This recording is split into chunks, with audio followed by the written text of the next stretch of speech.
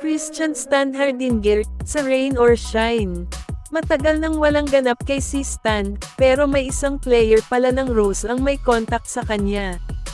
Sa katunayan ay palagi nga raw nag-uusap ang dalawa. Kumbaga regular ang communication nila sa isa't isa. At ang player na ito ay si Stanley Pringle, na kasama ni si Stan mula Ginebra, hanggang matrade ang dalawa sa Terre Firma Jeep, kapalit ni Stephen Holt at Isaac Go.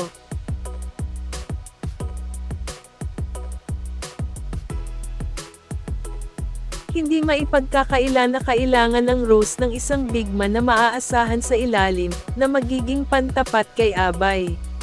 Posible kaya si Stan sa Rose?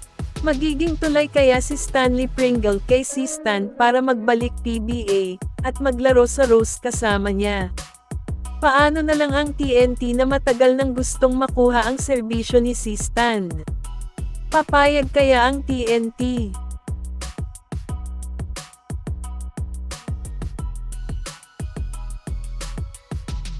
Samantala, sa Final 12 ng Gilas Pilipinas na binubuo nila Japet Aguilar, Justine Brownlee, Junmar Fajardo, AJ Edo, Chris Newsome, CJ Perez, KQ, Dwight Ramos, Scotty Thompson, Carl Tamayo, at ang bagong nadagdag na sina RJ Abarrientos, at QMB, maraming fans ang napareact ng makat itong si Juan Gomez de Lianyu, at napasama si RJ sa Final 12 ni Coach Tim.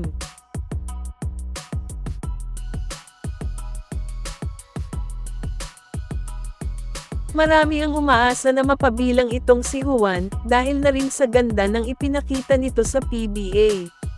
Will siguro ang pinagbabasihan ni Coach Tim, kayong familiar na si RJ sa sistema niya, samantalang si Juan bago pa lang at kakaumpisa pa lang matuto. Pero ganun pa man sayang din itong si Juan, ang dami kasing pwede niyang magawa sa loob ng court, andyan na yung galing niya sa pick and roll, yung passing ability niya, at scorer din.